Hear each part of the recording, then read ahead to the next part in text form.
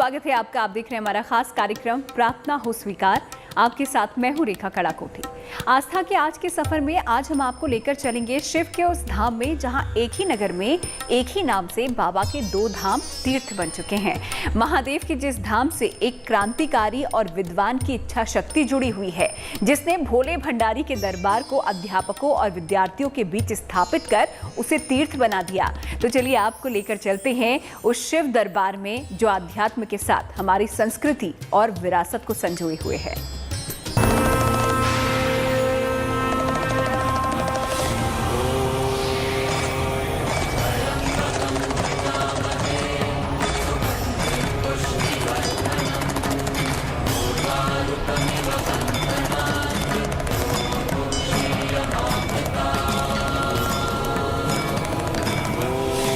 काशी, जहाँ के घट घट में बसते हैं बाबा अविनाशी।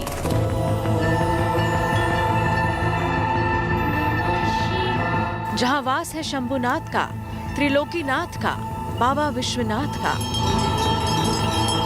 जहाँ माँ गंगा की गोद में श्रद्धालु लगाते हैं आस्था की डुबकी और धवल हो जाता है मन। मान्यता है कि काशी शिव के कंठ पर वास करती है। अगर काशी आ गए तो शिव के सहस्त्रार्थ में आ जाते हैं।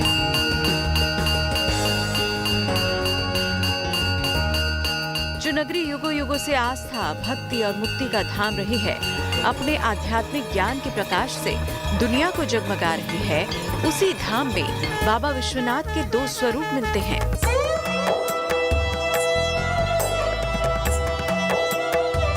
पहला काशी का मूल विश्वनाथ मंदिर, जो बाबा विश्वनाथ का धाम है, जिसे आज काशी कॉरिडोर बनाकर नया आयाम दिया गया है। और दूसरा नया विश्वनाथ मंदिर, जो बना है बनारस हिंदू विश्वविद्यालय में, जहां ज्ञान के साथ साथ आस्था बलवती होती है। अध्यापकों और विद्यार्थियों पर शिव भक्ति का रंग चढ़ता है, जो उनके आध्यात्मिक शक्ति बन जाती है। बाबा के नए धाम में आकर मन को अलौकिक शांति मिलती है। मन से सारे विकार दूर हो जाते हैं। काशी जो है शिव जी के कंठ में विराजती है, और कंठ के अगर आप काशी में पहुंच गए तब आप सहस्त्रार्थ में पहुंच जाएंगे शिव के। और ये है कंठ, ये है सहस्त्रार्थ। ये काशी की विशेषताएं हैं। यहाँ पे कम से कम नहीं कुछ तो पूरे बीएचयू कैंपस में जितने भी छात्र हैं, उनको सांस्कृतिक चीज़ों से जोड़ने के लिए ये मंदिर जो है बहुत अच्छा काम करता है। ये मंदिर को आने के बाद मेरा को थोड़ा मन शांति मिला, अच्छा है, देखने को बहुत मज़ा आया। अच्छे से दर्शन हुआ। यहाँ पर जो मैंने पंचमुखी वो देखे हैं महादेव, ये भी मैंने पहली बार देखे हैं। बहुत अच्छा लगता है। हम लोग यहाँ पर शिवरात्रि पर जैसे आते हैं तो यहाँ पर पूरा आप देखेंगे लोगों की लाइन लगी रहती है। मतलब इसकी बहुत ज़्यादा मान्यता है। बाबा विश्वनाथ के नए धाम से महामना पंडित मदन मोहन मालवीय की इच्छा शक्ति जुड़ी है। कथा है, भोले बाबा ने पंडित जी को स्वप्न दिया था, जिसके बाद नए विश्वनाथ मंदिर को बनाने का विचार पंडित मदन मोहन मालवीय जी को आया। यूनिवर्सिटी कैंपस में ही बाबा विश्वनाथ का सिद्ध दरबार बना है, जहां हर रोज यहां आने वाले श्रद्धालुओं का रेला उमड़ता है। यहाँ न सिर्फ भावी पीढ़ी को उच्च कोटि की शिक्षा मिलती है, बल्कि यहाँ हमारे नैतिक मूल्यों को भी सहेजा जाता है। हमारी विरासत को सहेजा जाता है। बाबा के ये धाम हमें हमारी आध्यात्मिक, धार्मिक और सांस्कृतिक विरासत से भी रूबरू करवाता है, जहाँ जाकर बाबा विश्वनाथ के धाम की तरह ही अलौकिक अनुभूति होती है। ऐसा लगता है मानो महादेव साक्षात हमारे सामने आकर खड़े हो गए हों।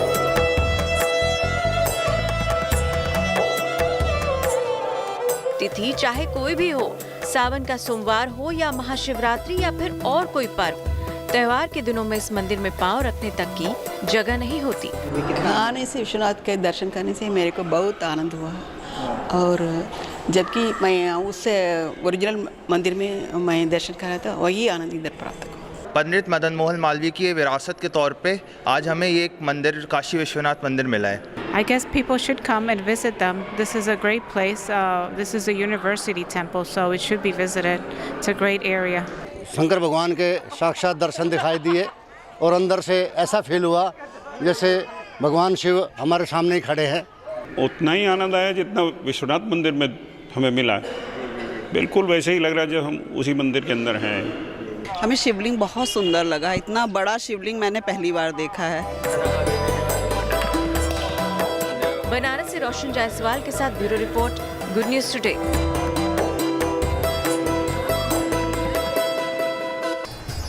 काशी अर्थात बाबा विश्वनाथ। जो भी बनारस आता है वो बाबा विश्वनाथ के दर्शन करने के बाद बनारस हिंदू विश्वविद्यालय के नए बाबा विश्वनाथ के दर्शन करना नहीं भूलता, जिस धाम के निर्माण में महानतम पंडित मदन मोहन मालवीय की शिव भक्ति जुड़ी हुई है। तो साथ ही जुड़ा हुआ है एक नामी उद्योगपति का आश्वासन, जिसने नए विश्वनाथ के भव्य मंदिर के सपने को साकार कर दिया।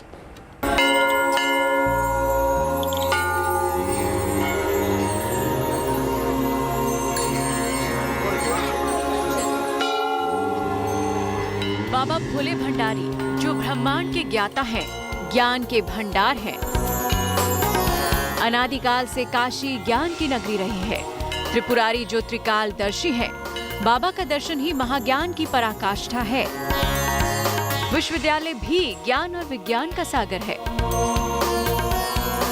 शायद इसीलिए पंडित मदन मोहन मालवीय ने यहाँ बाबा विश्वनाथ के मंदिर की आधारशिला रखी, ताकि विद्यार्थियों को धर्म, अर्थ, काम और मोक्ष की शिक्षा दी जा सके।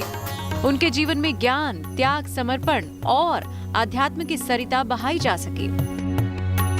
महामना जी को भक्ति योग, ज्ञान योग और कर्म योग से युक्त श्रीमद् भगवत गीता बहुत प्रिय रही। तो एक इस प्रकार का यह त्रिभुज है, देखा जाए तो वो त्रिभुज है कि ज्ञान, कर्म, भक्ति, मतलब कि भक्ति योग यहाँ पे कर्म योग से भी जुड़ा है, भक्ति योग ज्ञान योग से भी जुड़ा है।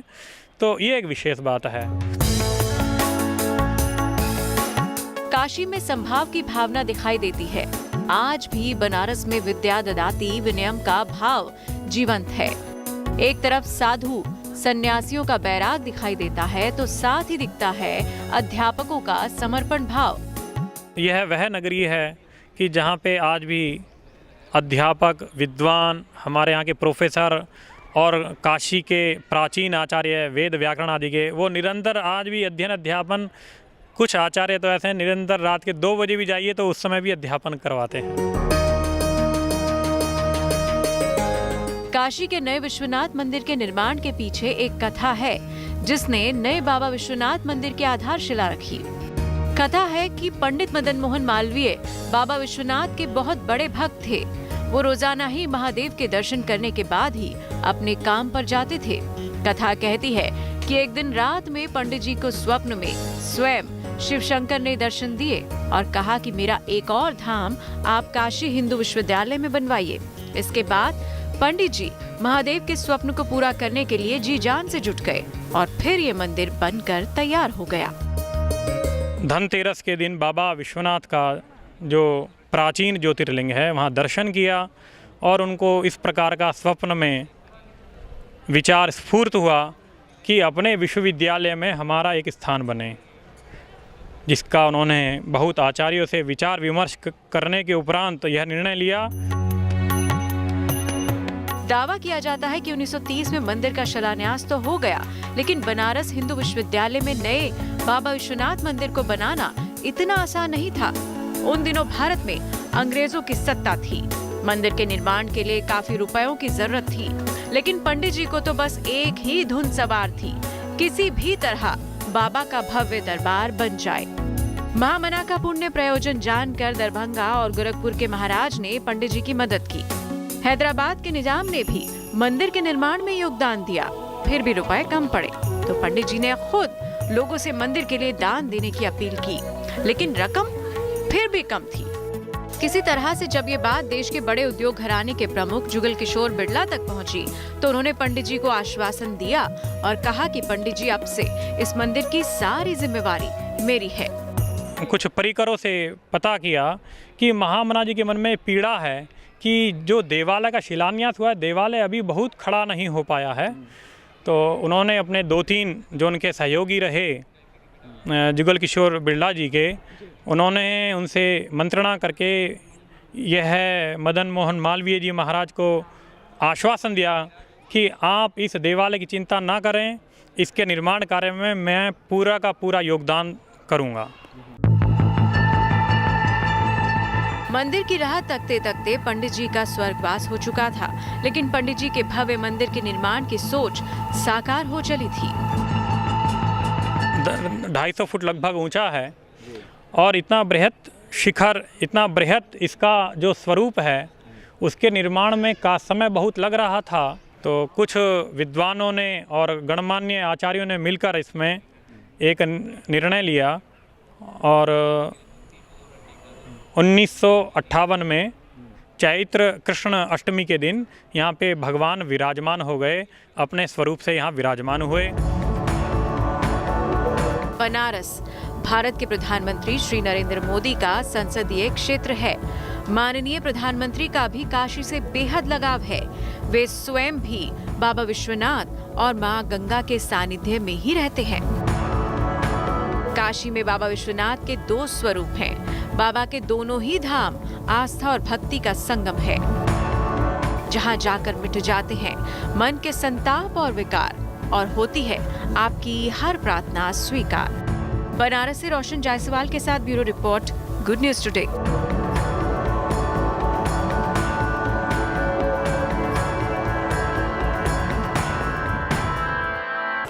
नए बाबा विश्वनाथ मंदिर का वास्तुशिल्प इतना उच्च कोटि का है कि विश्वविद्यालय के चारों तरफ से बाबा के गर्भगृह के दर्शन हमें हो जाते हैं। इस मंदिर में शिवलिंग के 2 विग्रह हमें मिलते हैं, एक पंचमुखी महादेव और दूसरे नर्मदेश्वर शिवलिंग। काशी में भले ही विश्वनाथ के 2 स्वरूप हमें मिलते हों, लेकिन दोनों की पूजा विधान बिल्कुल अलग है।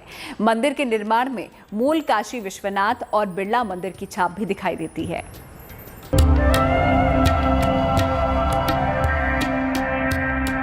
बाबा विश्वनाथ का ही प्रतिरूप है बनारस हिंदू विश्वविद्यालय का नया विश्वनाथ धाम, जहां जाकर अधीर मन भी धीर हो जाता है और चित्त निर्मल। दावा किया जाता है कि बाबा विश्वनाथ का नया धाम 1250 एकड़ में फैला है।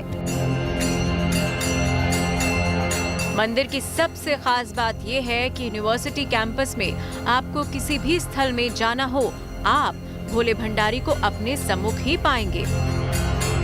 और तो और विश्वविद्यालय के प्रवेश द्वार से दाखिल होते ही सीधे बाबा के नर्मदेश्वर स्वरूप के दर्शन हमें होते हैं। मंदिर की बाहरी बनावट और छटा काशी विश्वनाथ के मूल मंदिर और देश में जगह जगह बने बिरला मंदिर की याद दिलाते हैं। मंदिर श्वेत वर्णी और लालिमा लिए हुए भव्यता का एहसास कराता है। मंदिर के शिखर पर हमें बाबा का संहारक अस्त्र त्रिशूल दिखाई देता है। बाबा के इस धाम में एक पंचमुखी महादेव का विग्रह भी है, लेकिन काशी के मूल देवता तो लिंग स्वरूप में हैं, इसीलिए यहाँ 2 शिवलिंगों की प्राण प्रतिष्ठा की गई है। भगवान का पंचमुखी विग्रह भी है और उसी रूप में भगवती, उसी रूप में भगवान का जो है पंचमुखी विग्रह यहाँ आया था प्रतिष्ठा के लिए। लेकिन कुछ विद्वानों का अथवा किसी भक्त का ये संशय रहा कि भगवान तो जो है यहाँ पे लिंग स्वरूप हैं काशी के अंदर, इस ज्ञान नगरी में, तो काशी हिंदू विश्वविद्यालय में भी लिंग स्वरूप ही जो ज्योतिर्लिंग रूप है उसी रूप में रहें। तो पुनः फिर उसमें एक परिवर्तन करते हुए यहाँ पे बाबा विश्वनाथ का भगवान नर्मदेश्वर का ही शिवलिंग रूप में यहाँ पे प्रतिष्ठा किया गया। बाबा विश्वनाथ की जलहरी संगमरमर की बनी है, जिसके ऊपर चांदी का कोट चढ़ा हुआ है। जलहरी के ऊपर नर्मदेश्वर बाण लिंग स्थापित है। शिवलिंग पर निरंतर पानी की अविरल धारा गिर रही है, जिससे नीलकंठ का कंठ तृप्त हो रहा है। साथ ही भगवान के आभूषण शेषनाग स्वरूप में शिवलिंग से आलिंगनबद्ध है। समूचा गर्भगृह संगमरमर का बना है। गर्भगृह में ही पंचमुखी केदार की दुर्लभ प्रतिमा को देखकर मन भक्ति में रम जाता है। मंदिर प्रांगण में ही भगवान गणेश मां भगवती के संग विराजमान है। भूत भावन भगवान शिव आसन लगाए ध्यान मुद्रा में बैठे हैं।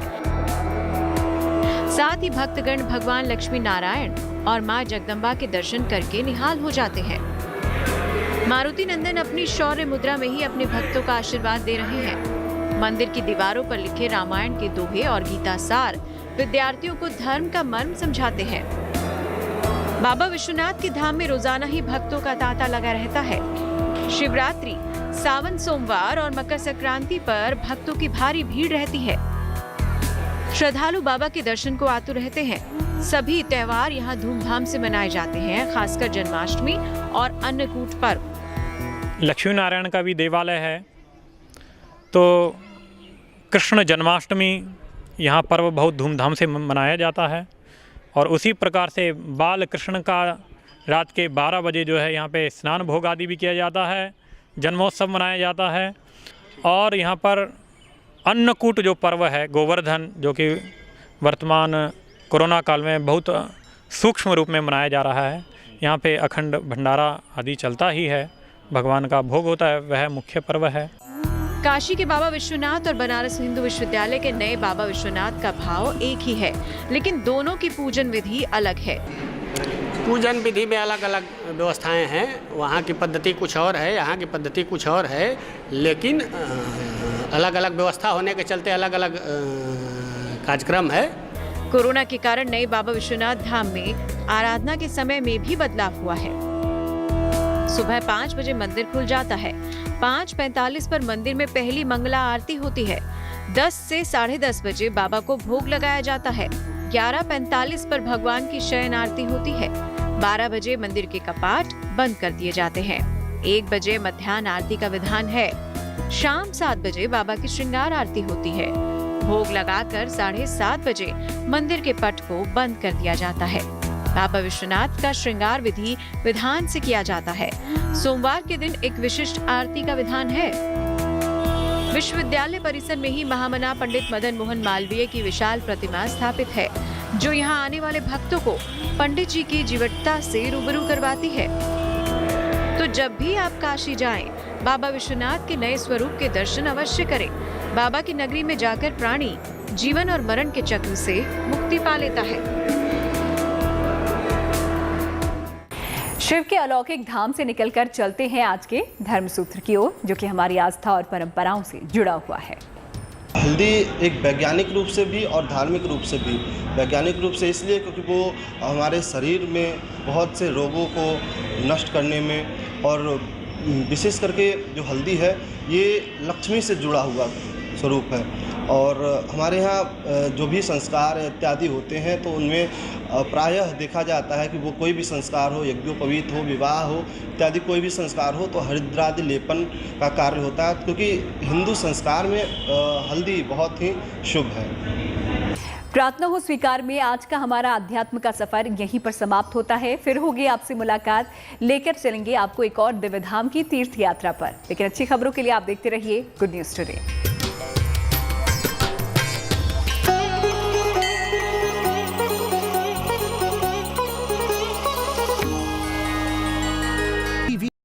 .com पर कौन है वो जो न्यूज को गुड न्यूज नहीं बनने देते? कौन है वो जो आपके चेहरे की मुस्कान को चुराते हैं? कौन है वो जो उपलब्धियों पर जश्न नहीं मनाते हैं? हम ढूंढ कर लाएंगे उन चेहरों को, गुड न्यूज के गुनहगारों को। मैं आशुतोष चतुर्वेदी पूछूंगा उनसे 7 सवाल, सिर्फ गुड न्यूज टुडे पर।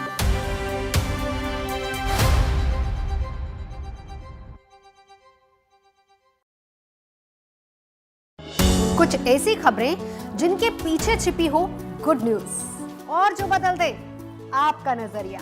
हम लेकर आएंगे ऐसी खबरें, अच्छी खबर, सच्ची खबर, हर रोज रात 8 बजे GNT पर।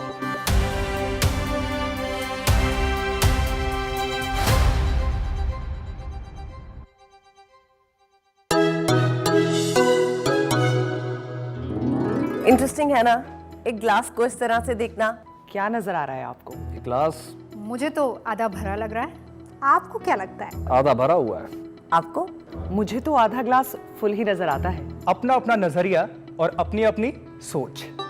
GNT यानी गुड न्यूज टुडे, नई उम्मीद जगाने वाला हिंदी न्यूज चैनल। अगर आप भी अपनी गुड न्यूज हमारे साथ शेयर करना चाहते हैं तो बनाइए अपना वीडियो।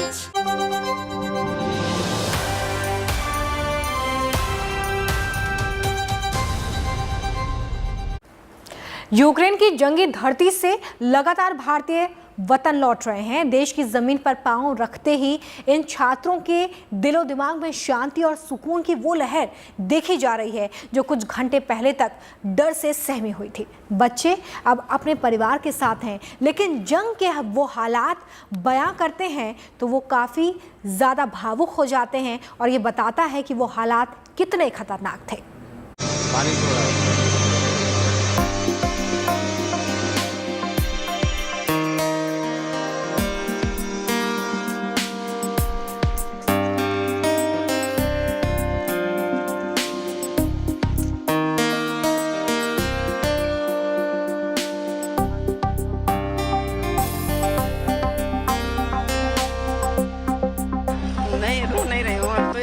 मेरा बेटा आ गया। जी हाँ, ये खुशी के ही आंसू हैं जिनमें छिपी है संतुष्टि, एक ढाढ़स, एक सुकून और एक सुरक्षा की भावना। एयरपोर्ट के बाहर गले लगने का दौर जारी है। कोई बेटी अपने पिता से मिल रही है, कोई बेटा अपनी मां के आंचल की ओट ले रहा है, कोई भाई अपने भाई को गले लगा रहा है, तो कोई वतन वापसी की कामयाबी पर रश्क कर रहा है।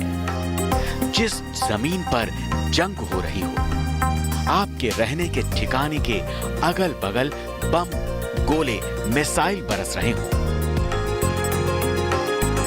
कब कौन सी गोली का निशाना बन जाए इसका इल्म ना हो और उस मुल्क में आप एक मेहमान भर हों, तो हालात क्या हो सकते हैं, ये इन बच्चों से पूछिए जो भारत सरकार की कोशिश के बाद अपने वतन वापस आ सके हैं।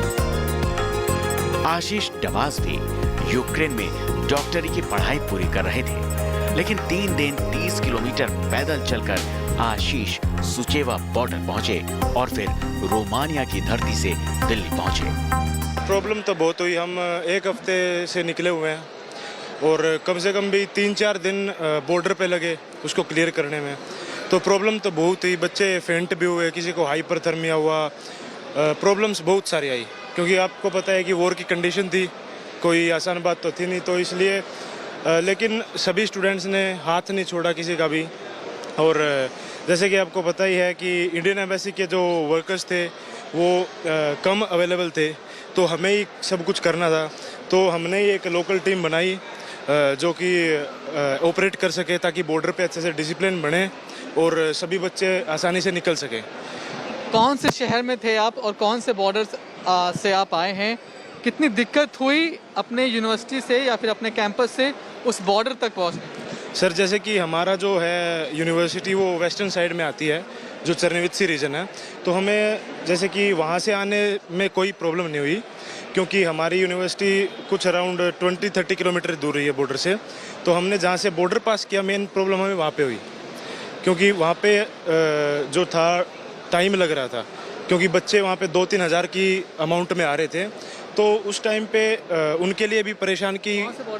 सुचेवा, जो रोमानिया में एंट्री देते हैं हमें, तो वहीं पे जो मेन प्रॉब्लम का जो हमने सामना करना पड़ा वहीं थी वो। यूक्रेन के जंगी माहौल से ही इशिता भी सकुशल स्वदेश वापस आ गई हैं, लेकिन उनके कुछ साथी अभी भी कीव, खार्किव जैसे शहरों में फंसे हैं। लेकिन गुड न्यूज है कि उनको भी मोदी सरकार जल्द ही देश वापस ले आएगी। इशिता जब जंगी हालात की आंखों देखी बयान करती हैं, तो हालात की तस्वीरें आंखों के सामने सजीव हो उठते हैं। बहुत खराब हालात थे, बॉर्डर पे बहुत खराब हालात थे। स्नो पड़ रहा था बराबर, वो बॉर्डर खोल नहीं रहे थे, बहुत बच्चे थे, बहुत लाइन थी, खाने का प्रॉब्लम, ठंड में रहने का प्रॉब्लम, कपड़ों का प्रॉब्लम। 4-4 रात लोग बॉर्डर पे रुके हैं। बहुत बच्चे अभी भी बाकी हैं और बहुत बच्चे मेरे साथ भी आए हैं। निखिल सुनहरे भविष्य की तस्वीर को साकार करने के लिए यूक्रेन गए थे, लेकिन युद्ध के हालात ने माहौल खतरनाक बना दिया। निखिल को भी भारत लौटने के लिए 3 दिन बर्फीले हालात में बिना छत के खुले आसमान के नीचे काटना पड़ा। लेकिन अब निखिल अपनी मां के आंचल के छांव में है। अपने बच्चे को जब निखिल की मां ने अपनी छाती से लगाया तो उनकी आंखों ने सब कुछ बयां कर दिया। मैं एक्चुअली टर्नोपिल में था, वहाँ से हम स्टूडेंट्स लोगों ने ही बस की थी बॉर्डर के लिए। बॉर्डर में काफ़ी सारी प्रॉब्लम थी, वहाँ पे कोई शेल्टर नहीं था, खाने पीने का कुछ नहीं था। कुछ 1-2 NGO थे जो खाना प्रोवाइड कर रहे थे। रात को सोने का कुछ नहीं था। हमें 3 to 5 डेज मैनेज करने में लग गया कि हमें बॉर्डर पार कैसे करना है। वहाँ पे मैं रिक्वेस्ट करूँगा इंडियन गवर्नमेंट से कि कम से कम एक ऑफिशियल होना चाहिए वहाँ पे जो हमें इंस्ट्रक्शन प्रोवाइड करे। जो जैसे जो नए बच्चे आए, हमें काफ़ी प्रॉब्लम हुई है। कम से कम 3 से 5 दिन हमें रात को बिताना पड़ा वहाँ पे, कुछ रहने वहने का नहीं था। ऑफिशियल वहाँ पे रहेगा तो एक प्रॉपर इंस्ट्रक्शंस रहेंगी जिससे बच्चा जल्दी बॉर्डर आ सकता है। उत्तर प्रदेश में भले ही गर्मी अभी चुनावी हो, लेकिन रजत और रविंद्र के लिए घर वापसी से बड़ी खुशी शायद ही जिंदगी में कोई होगी। और ऐसा है क्यों, वो आप इनकी जुबानी ही सुन लीजिए। खतरनाक हालात थे। इवन हम लोग 3 रातें हमने बंकर में गुजारी, शेल्टर्स में हम लोग रहे। दिन में भी नहीं सुकून था, रात में भी सुकून नहीं था। खाने को सही खाना नहीं खा पाते थे, हम लोग भूखों रहते थे। हमारी टिकट मैंने करा रखी थी 26 फरवरी की, या इंडिया वापस आने की नॉर्मल टाइम पे, लेकिन अचानक से 25 तारीख को सुबह हमला हुआ और हमारे सामने ही हमारी यूनिवर्सिटी के पीछे बम गिरा। और फिर उसके बाद में एक साथ भगदड़ मची। हम लोग बिना कुछ सोचे समझे अपने डॉक्यूमेंट्स लेके केवल बंकर्स में जाके छुप रहे। 3 दिन छुपे हुए थे। उसके बाद में वहाँ से हम वेनेत्सिया शहर में रहते थे, वहाँ से निकल के बॉर्डर तक आए बस करके खुद से। वहाँ पे इंडिया का जो झंडा है वो हमारा बहुत काम आया, भारत माता का, जो मोदी जी ने किया है। उसके बाद में बॉर्डर पे हम लोग 3 दिन लग गया बॉर्डर पे, बिना कुछ खाए पिए खुले आसमान के नीचे हम खड़े थे। मन में बहुत ही डर भरा हुआ था। सबसे पहली बात जब हम बॉर्डर पे पहुंचे उसके बाद में हमारे परिवार से संपर्क टूट गया था। 3 दिन तक हमने बात नहीं की अपने परिवार से। उनको क्या बीत रही होगी वो हम समझ सकते। बाद में जब हमारी बात हुई उन्होंने कहा वो बिना खाना पीना खाए हुए वो थे। हमने भी कुछ नहीं खाया था, ना ही उन्होंने। बहुत ही हमें एक टाइम के तो मेरे को लगा था कि हम नहीं पहुँच पाएंगे वापस, लेकिन गवर्नमेंट ऑफ इंडिया का बहुत ही अच्छा इनिशिएटिव रहा जो वो हमें वापस घर तक पहुँचा सके। भारत सरकार छात्रों को स्वदेश वापसी के लिए युद्ध स्तर पर जुटी है। करीब 3000 छात्र वापस आ चुके हैं और आशा है कि जल्द ही बाकी छात्रों को भी वापस लाया जा सकेगा। कैमरामैन अंकित सिंह के साथ दिल्ली से Manish Chaurasia, good news today. Ukraine से भारत वापसी की खबर को लेकर कई शुभ समाचार भी सामने आ रहे हैं, जिसमें पहली खबर यह है कि अगले 48 घंटों में करीब 7400 भारतीयों को सरकार वतन वापस लेकर आएगी। साथ ही कीव और मॉस्को ने युद्धग्रस्त जमीन से विदेशी नागरिकों को निकालने के लिए अस्थायी युद्ध विराम के साथ ही सेफ पैसेज देने की घोषणा भी कर दी है।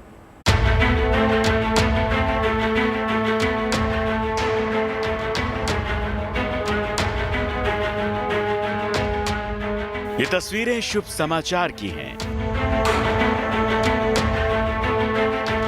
गुलाब के ये फूल वतन वापसी की खुशबू फैला रहे हैं।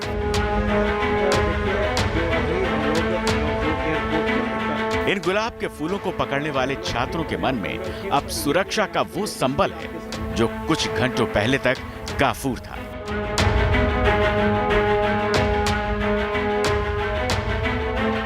ये सभी छात्र भारतीय सरकार की कोशिशों के जरिए यूक्रेन की उस जमीन से वतन वापस लाए गए हैं जहां पल पल बारूद मौत की कहानी लिख रही है। हालात खतरनाक हैं, लेकिन मोदी सरकार की कोशिश इस मोर्चे पर कई गुड न्यूज लेकर आई है। भारतीयों की वतन वापसी के लिए ऑपरेशन गंगा के तहत भारत 8 मार्च तक बुडापेस्ट, बुखारेस्ट और दूसरे स्थानों पर कुल 46 फ्लाइट्स भेजेगा। इनमें से महज 3 दिनों में सरकार 26 उड़ानें संचालित करेगी। बीते 24 घंटे की बात करें तो 15 फ्लाइट्स के जरिए 3350 भारतीयों को स्वदेश वापस लाया जा चुका है। इसी के साथ आशा की जा रही है जंग शुरू होने के बाद से यूक्रेन से करीब 17,000 भारतीय वतन वापसी कर चुके हैं। पिछले 24 घंटे में 30 फ्लाइट्स के जरिए 6,400 भारतीयों को वतन वापस लाया गया, जबकि अगले 24 घंटे में 18 फ्लाइट्स निर्धारित हैं।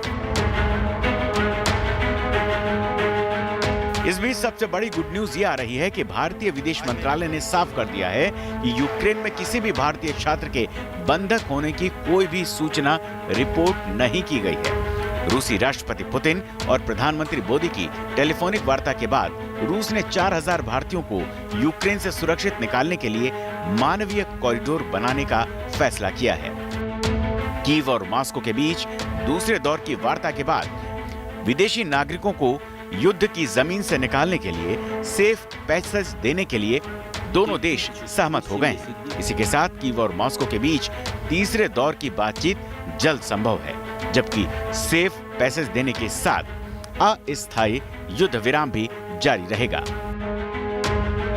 Bureau report, good news today.